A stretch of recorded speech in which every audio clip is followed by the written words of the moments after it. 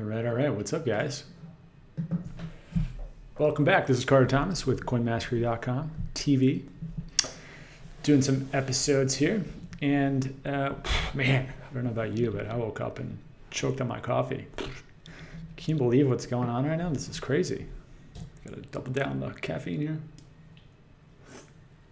Okay, so what we're looking at today, just got a couple news items, but also just keeping you guys up in the loop with what I'm doing, what I'm seeing. For anybody who doesn't know, a lot of movement on these markets today. Man, let's see. Okay, so the big news is obviously this hit below 2200. 2200 was kind of seemed to be a resistance point. So now that it's below that, I think that a lot of traders are starting to realize that this is a very clear bearish market. Now, that does not necessarily mean anything crazy or anything new. It just means that it's going down and there's like a downtrend happening. That may not be rocket science or revolutionary for anybody, but it's really important. So, like we talked about yesterday, what do we always look for on days like today? Two things: outliers and pattern differentiators. Meaning, is there anything on this chart that's sticking out like a sore thumb? This is, MLN. I don't even know MLN. I'm not as versed in the all these as I probably should be. But it looks like everything's pretty much going down. Okay, so there's no real outlier like there was yesterday, right? With Augur yesterday, right? Because it's July 14th today, right? Yeah. Second question is, okay, so this is like up, down, up, down, up, down, up, down, up, down, up, down. So second thing you do is, or at least I do, is go and try to find what is keeping the trend. Now, it's important to remember that it doesn't matter if it's green, red. Like this is up, down, because this is just based on relative ups and downs. So it's more about the shape and less about if it's green or red or not. So don't really see anything too crazy. You're always going to see bigger drops in like altcoins or I say token style, like Gnosis right here, 12.7. It's always going to be bigger than Bitcoin. That's just because of the nature of the fluctuations and the volume and all that. So the no outliers, no big trend differentiators. The third piece, and this is more about you individually, what you look for, is you look for the coins that you own and you ask yourself, is there any move I can make? Now, on a down day like this, the only move you can and probably should make is buy more, right? In the sense that you're going to dollar cost, or you're going to lower your overall average. Meaning, if I bought 100 coins at 30, 100 Litecoins at 30 and 100 at 50, if I bought today, or I should say 100 at 30 and 100 at like 80, if it went up to 80, today would be a good day because it lowers my overall average cost. Meaning when it goes up again, I could potentially make more money. So you'd look at the coins that you own and ask yourself, does it make sense for me to buy anything today? And like I do say in that newsletter, you always want to stick to like 20% of what it is that you think you should buy, because it's much more often that you're glad you didn't spend too much cash versus, oh crap, I spent way too much cash. So at least that's kind of my philosophy. It's worked out. So I look at this 8.2%. That's interesting on Litecoin. I love this, right? Like 34 on Monero. That to me is really interesting. I'm probably going to make a move on Monero, in pretty small position, but that'll be really good. I think that would probably drop or at least be pretty close to my cost average. I didn't get into Monero till maybe like 3 months ago. So, and I would do that with fresh fiat too. Like I would do that with US dollars. I wouldn't do that. I wouldn't like turn Bitcoin into, Bitcoin I already own, I wouldn't transfer that or convert that into Monero. I would go and buy straight with cash, or US dollars into Bitcoin and then shape shift it over to Monero or whatever, or buy it on Bittrex. Other than that, I'd probably steer clear of this. And the reason why, if you are not familiar with what's going on, go to this bitcoin.org, and then at the bottom of the website, there's this network status thing, and go read this. Now, you're gonna read this and be like, good God, get me some bourbon. This is terrifying. I'm gonna lose all my money. You're not gonna lose the chill. It's not gonna be that bad. There's just gonna be massive volatility. What this is saying is that there's two parties. If you don't know about this, you go learn about the hard fork stuff. Basically, there's two factions of people that can't agree on how the future of Bitcoin, so it might split. And if it splits, people are like, well, where's my money gonna go? And while they're making that shift one way or another, the network may be down, which means that you can't buy or sell with Bitcoin. So all this being said, that is what's driving a lot of this. Now, it's a good thing, right? In the sense that whenever time fear is driving prices down, it's not based on like real financial backed information. That's always a good time to buy, because when people are not scared anymore, it's going to go immediately back up. They got no reason not to. So I like that. My big thing, though, is I think that this actually might keep going down to like below 2,000. So what I'd probably do, like I said, I'm probably going to buy a little bit of Monero.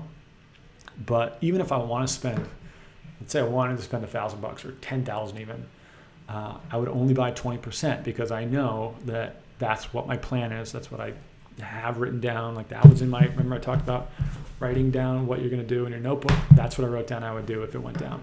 I would buy 20% of my budget into Monero. Okay, so that's what's going on. Definitely go check out this thing. The big question is what's going to happen? And I think that for the most part, many of you are probably in Facebook groups or reading Twitter or whatever. Everybody's just freaking out, thinking it's going to go down, it's going to crash and blah, blah, blah. Everyone's going to lose their money.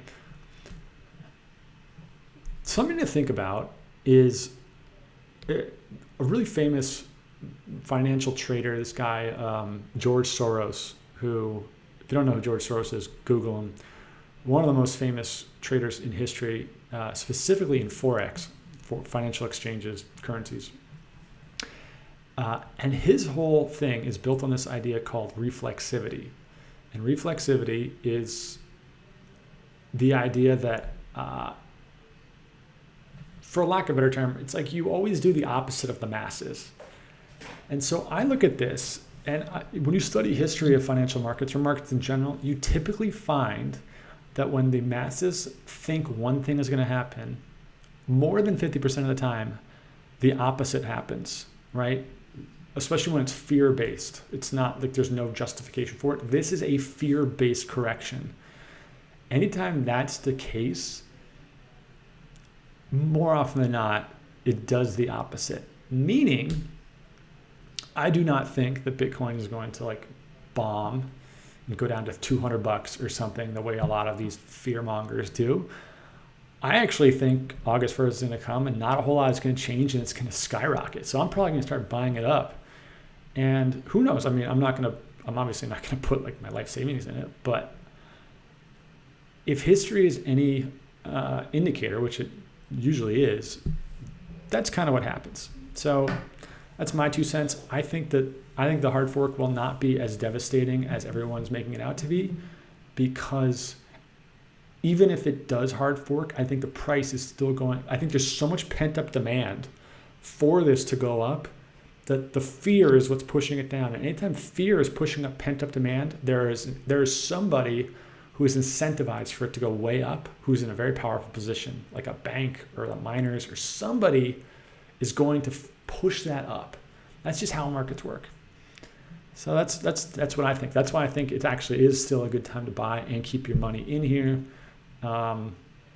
Again, I could be totally wrong. I'm not trying to pretend to be a guru here. That's what history says. That's what the financial markets do. That's why I think it's an interesting play, and one I'm willing to make.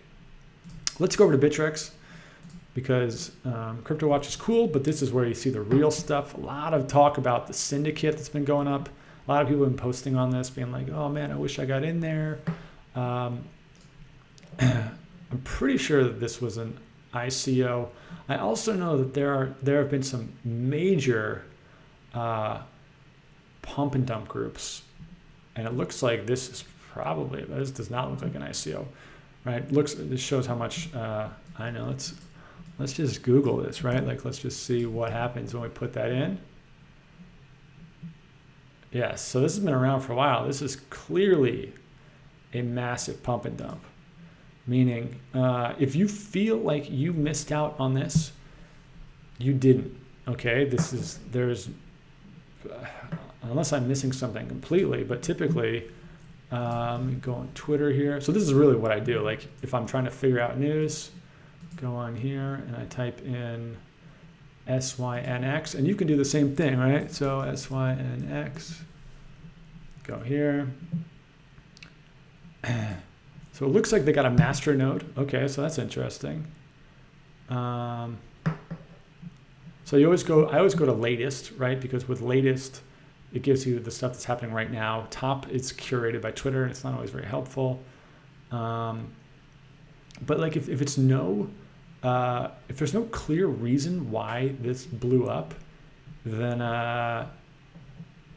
you know, chances are there is no good reason. It's just like a pump and dump scheme. So maybe the master nodes, I don't know, but I can't figure this out. So I'm definitely not I'd never touch stuff like this. If you did and you made money, right on. I will say, conversely, check out this. Oops, Voxelus. You guys may have seen Voxelus, which I'll pull up right here. Yesterday, this went up a lot, right? And it wasn't necessarily, it had this huge spike. It wasn't necessarily a pump. It was that these guys released information that they partnered with Google. So I did the exact same thing. I was like, I went here, typed in Vox. And you can see that just because I don't need the latest, it's going to, they partner with Google VR headsets and like Samsung and a few else. So that's a different story, right? Because not only did it spike up, it kind of held itself other than this kind of low sell volume. So interesting, but you know, you never want to chase this stuff. It's just, I mean, I don't know, maybe you do, but just don't get FOMO about it. Just hold your ground, all that good stuff. Now, the other thing to think about too is like a coin like Stratus, right? Where it looks like it's going down, but in reality, the actual Bitcoin price is going way up. So you might look at like $3 US, and be like, oh man, that went down from 450 or whatever it was after we did that scalp the other day. But in reality, it's pegged to Bitcoin. So from going from 10 or 100 sats up to 143, still up 43% on that trade. Even though, but it's just the overall market is down because Bitcoin's down.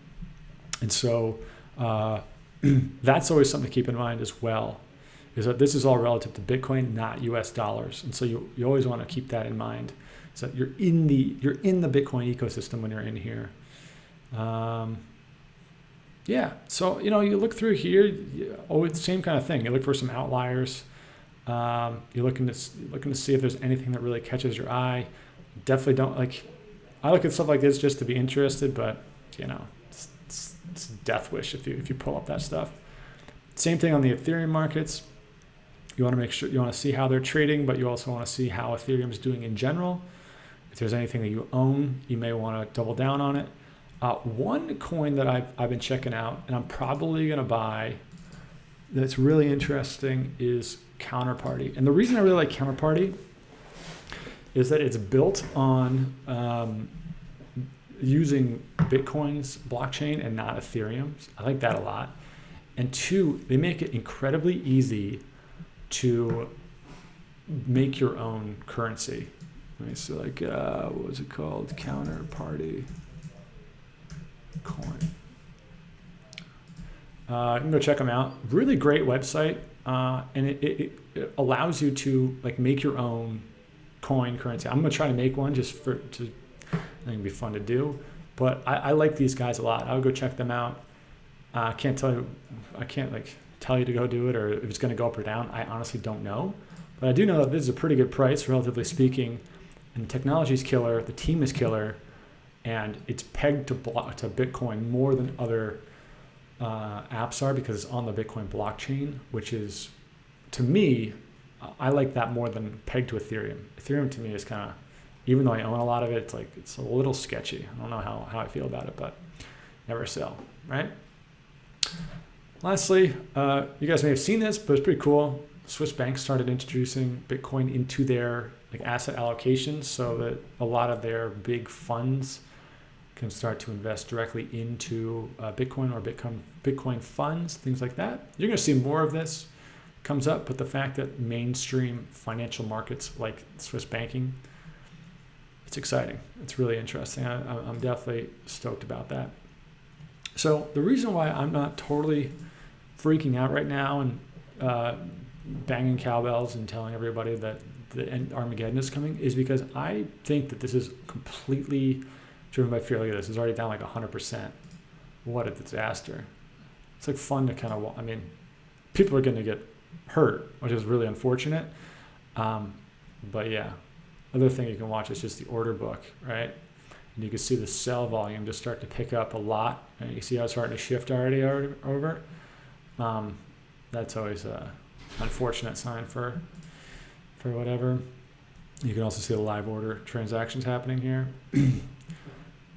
I think that fear is depressing a lot of this, and I think that that's always a good buying situation. I personally think that this is one of these things where people are just too deep into it to really see objectively, right? Like you see this on YouTube a lot with YouTube vloggers and influencers. They think that it is the most, like it is the end of days when something in their world gets messed up, right? When YouTube, for example, they got dinged about advertising and showing ads.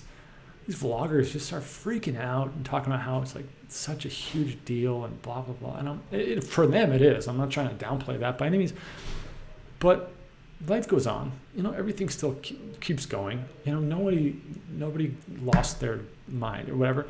For some of the YouTubers, I'm sure they got hit pretty hard. But the same thing is true for this. I think that there are some people that are definitely going to be affected. Some of these miners, some of these evangelists, some of the people that have been in Bitcoin for a long, long time will probably get affected and maybe even hurt by this. But in the grand scheme of things, when you look at Bitcoin in the next 6 months, I think that it's just like we're going to look back and say, oh, okay, that was the crazy July of 2017. And now it's at 10,000 or whatever it may be. And so business, in my opinion, just continues to move forward. I don't buy into fear. I don't think it's healthy, nor is it founded. Right? And I don't know as much as a lot of the people don't know, but I think it's also a good thing. So my recommendation what I'm going to do is just keep following my rules. Like 10% buy in with 20%, 10% down, buy in with 20% of your funds. Keep dollar cost averaging. Definitely interested in Monero today. Check out Counterparty.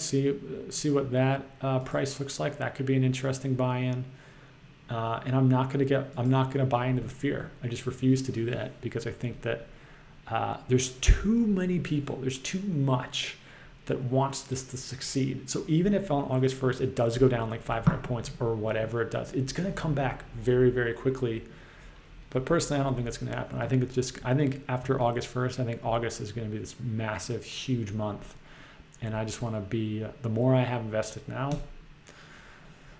the more I can ride it. So we'll kick it there. Friday, I'm going to take the weekends off here, guys. But next week I'll be back.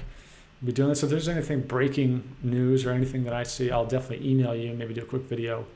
But I appreciate you guys taking the time. If there's anything you're ever interested in, please feel free. Tell me how to speak. Please feel free to leave a comment on YouTube, on Facebook, Let me know how I can help you. If there's anything you want me to take a look at, anything I can do.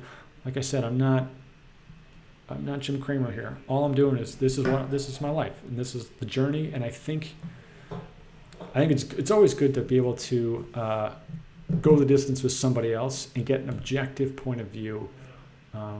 Because often on days like today, it's like, holy shit, what do I do? Should I be freaking out? Or not realizing there's a big opportunity and having somebody who can potentially open your eyes to one in a profitable way.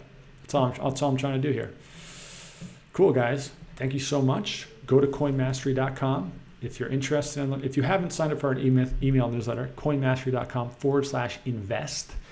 Download it. A lot of good information. People have really enjoyed it. And I will see you soon to safe trading, to freedom, liberty, and the financial revolution. See you guys.